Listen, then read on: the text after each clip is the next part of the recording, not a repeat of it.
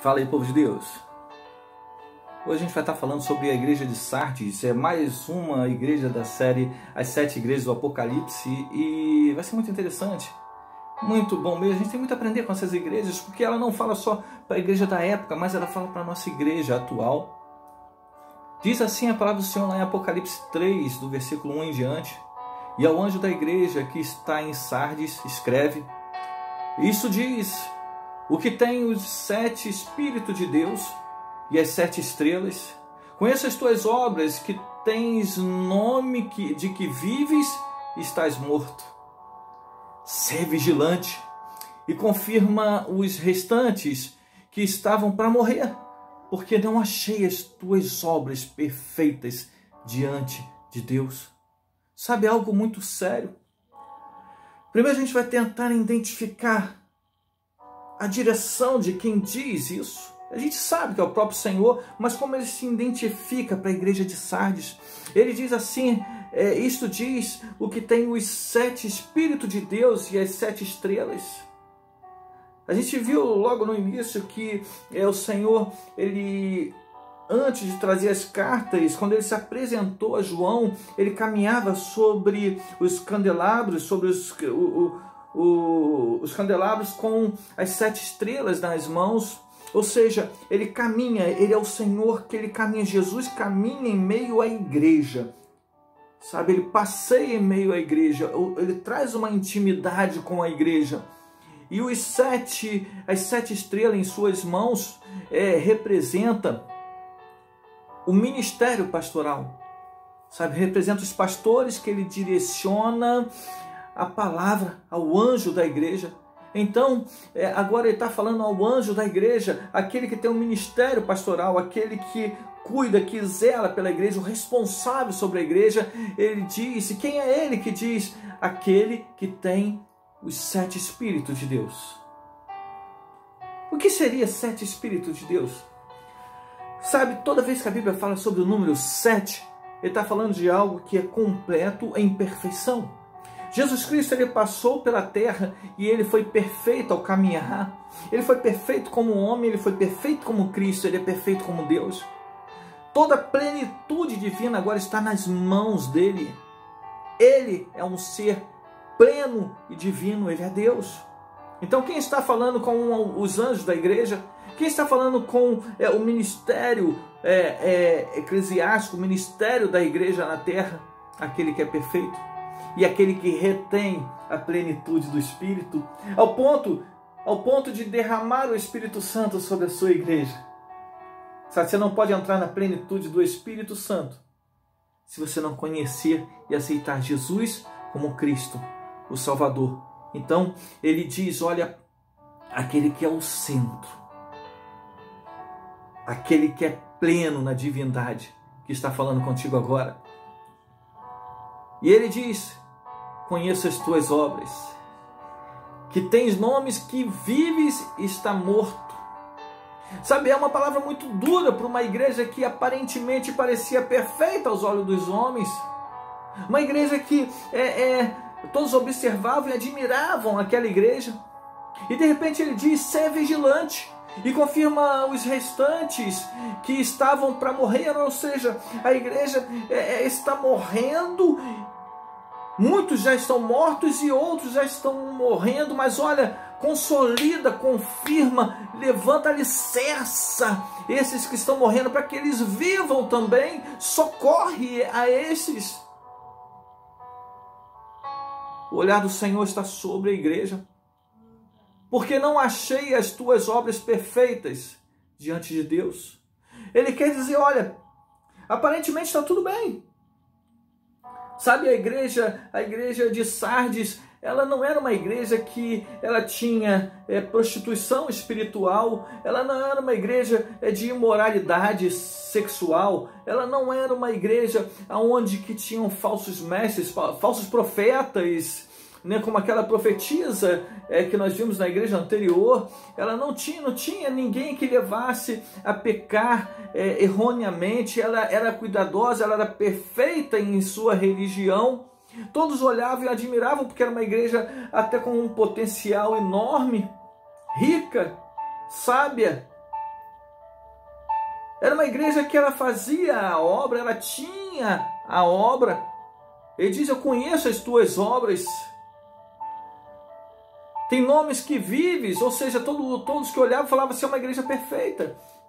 É uma igreja viva. É uma igreja, como podemos dizer hoje, é uma igreja avivada. Mas, sabe, ele fala assim, eu não olho com olhar humano. Muitas das vezes o homem está olhando com um olhar de admiração para alguma coisa que o Senhor está olhando com um olhar de repreensão. Porque agora quem fala é aquele que é pleno, é perfeito. Ele passeia no meio da igreja e o olhar dele é perfeito. Sabe, não adianta você botar uma nomenclatura da tua igreja de igreja avivada, se a vida não está em você. Não adianta dizer que o avivamento está na sua igreja por causa de movimentos, por causa de músicas ou por teologias. E às vezes nem isso. Porque vocês não aceitam o pecado e olha, aqui não entra o pecado, mas não sabe que é o pecado à vista dos homens, quando na verdade no oculto existem muitas coisas que estão escondidas aos homens, mas que não se esconde mediante a Deus. Tens nome que vives, está morto. Sabe? É uma preocupação com a reputação, mas não com o caráter. Muitas das vezes estamos preocupados como as pessoas estão nos vendo, mas não como realmente nós somos diante de Deus. Essa igreja ela era preocupada como as outras igrejas olhavam e se havia admiração, sabe, eram cuidadosas, até zelosas com relação à religião em si. Ela não tinha que ser dita pelas outras igrejas, mas sim pelo Senhor, porque ela cuidava da reputação, mas não cuidava do seu caráter. Porque a reputação é como os outros veem, mas o caráter é como realmente nós somos, e o nosso caráter nós não conseguimos colocar uma máscara diante de Deus. Sabe, era uma igreja mascarada, uma igreja escondida através de uma máscara religiosa, uma performance perfeita de religião. Sabe, as outras igrejas, aquelas que tinham aquelas profetisas que levavam ao pecado, olhava e dizia, olha, aquela igreja perfeita, a sua teologia é perfeita. Meu irmão, talvez você esteja valorizando uma igreja pela sua teologia, talvez seja pela sua performance, talvez pelas pregações. Hoje nós temos muitos coaches espirituais. Nós temos muitos coaches e poucos pregadores. Os coaches falam daquilo que você quer escutar, daquilo que vai te animar, de jogar para cima. Os pregadores, ele vai trazer uma crise. Ele vai trazer uma crise com o seu interior, uma crise com o seu pecado. Os pregadores, ele confronta o seu pecado para que você saia em crise de um culto com você mesmo e busque santidade. Mas muitos preferem os coaches, e hoje é moda isso. Muitos preferem a autoajuda. Isso é perfeito. Não é perfeito. Meu irmão, você não precisa de uma autoajuda quando você tem a ajuda do alto. E era isso, exatamente isso que o Senhor estava repreendendo a igreja de Sardes. Sabe, é toda uma aparência de santidade, mas quando na verdade ela estava podre. Então ele diz, lembra-te, pois, do que tens recebido e ouvido. Ele está falando, lembra do evangelho que foi pregado pelos apóstolos. Lembra e guarda-o e arrepende-te. Sabe, nós precisamos pregar um evangelho de arrependimento, um evangelho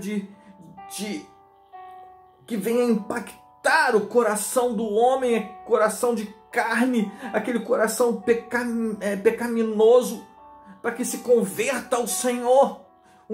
Um evangelho genuíno, verdadeiro. Sabe, não um evangelho de massagear egos. Arrepende-te, ó igreja do Senhor. E diz, e sê vigilante.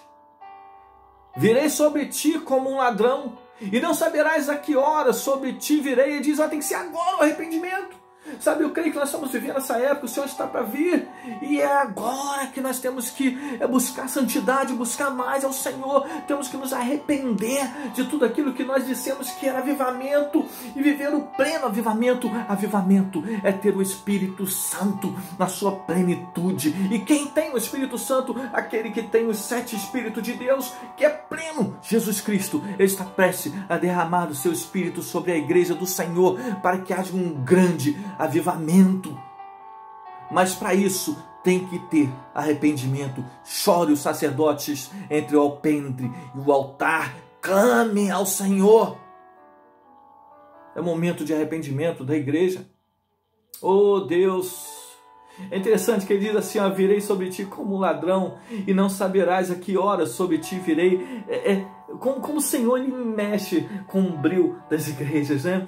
Quando ele diz isso, ele diz exatamente para Sardes, porque Sardes, ele 546 a.C., ele vivia um momento de reino lídio, onde que os persas, eles queriam tomar o reino lídio. E essa região de Sardes era uma região montanhosa, cheia de rochas, e era na altura, mas era muito rica, porque ela produzia ouro, ela produzia pratas, ela produzia tecidos, e quem produzia tecido na época eram ricos.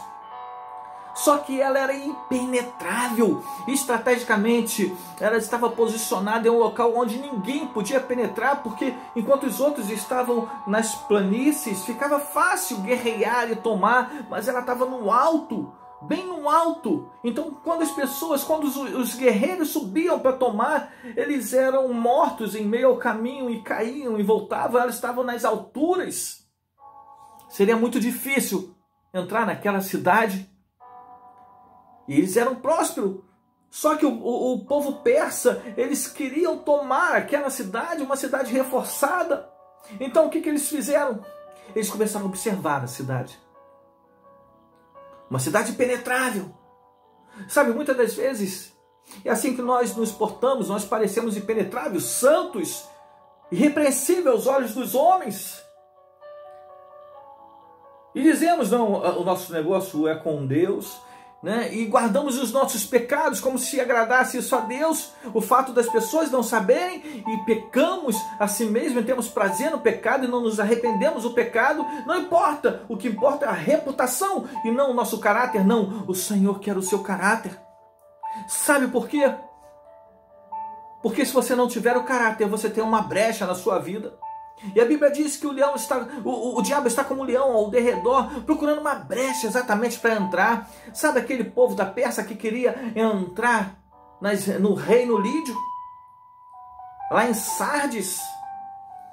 Eles não sabiam como entrar, então eles começaram a rodear e vigiar durante dias, até que eles começaram a ver que soldados desciam do morro por umas brechas, como umas cavernas, um caminho por dentro da rocha. Isso era uma brecha. E quando eles saíam, era um esconderijo, era secreto. Ninguém sabia, só os soldados. Você pensa que seus pecados estão escondidos no mundo espiritual? Não está não. Igreja, nada fica oculto aos olhos do Senhor. Igreja, o diabo é astuto e ele está ao derredor procurando uma brecha. Vamos tampar as brechas. Sabe, aqueles soldados persas viram os soldados do reino lídio descer e subir por ali. Então eles planejaram e deixaram que ele subisse, até que eles resolveram fazer o mesmo caminho, a mesma trajetória. Entraram naquela brecha e pela brecha entraram na cidade, e entraram à noite, quando todos estavam dormindo.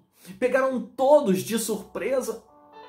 E quando pegaram todos de surpresa, tomaram aquela cidade e aquele reino lídio passou a pertencer à Pérsia. Então, aquilo era um calcanhar de Aquiles, era uma história triste em meio à cidade de Sardes, era algo que aconteceu no passado e o Senhor sabia dessa experiência, dessa história que vinha perdurando e sendo contada de gerações em gerações, e Ele diz: ser vigilante, vigia.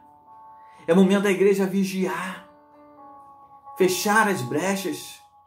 Ele diz: e se não vigiares, virei sobre ti como um ladrão. Ou seja, aquele que roubou o reino lídio para os persas. Sabe? Aquele que entrou à noite, que ele diz: e não saberás a que hora sobre ti virei. Será num momento de surpresa. Num momento de surpresa. Ele estava falando bem a linguagem daquele povo. Nós não sabemos o momento que o Senhor virá. Então é momento de buscarmos conserto.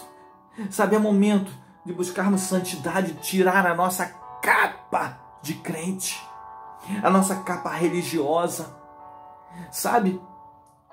Talvez aquela igreja de Sardes tinha um culto perfeito, uma pregação perfeita, músicos perfeitos. Talvez eles tivessem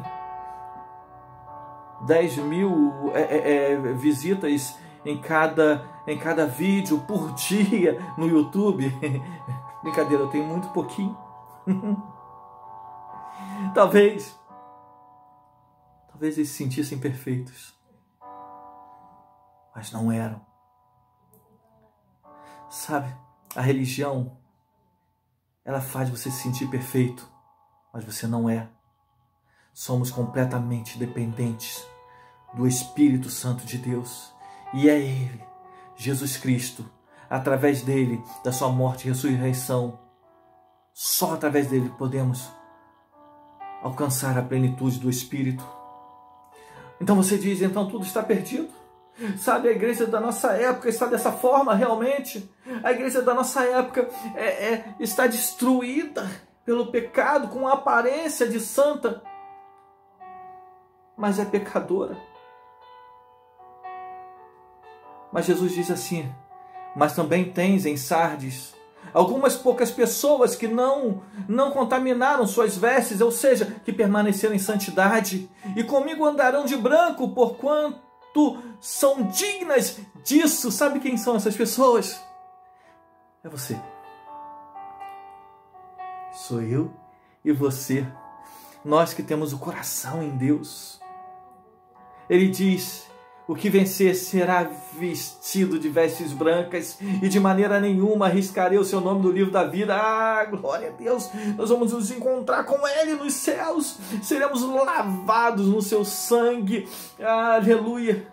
E confessarei o seu nome diante do meu Pai no dia do grande juízo. Nós estaremos lá, diante do Pai, diante dos anjos, e o Senhor olhando e dizendo: esse foi fiel, é meu servo. Vem. Ele vai dizer isso para você. Ele vai dizer isso para mim. Sabe por quê? Porque naquele dia nós estaremos juntos. Porque hoje estamos juntos.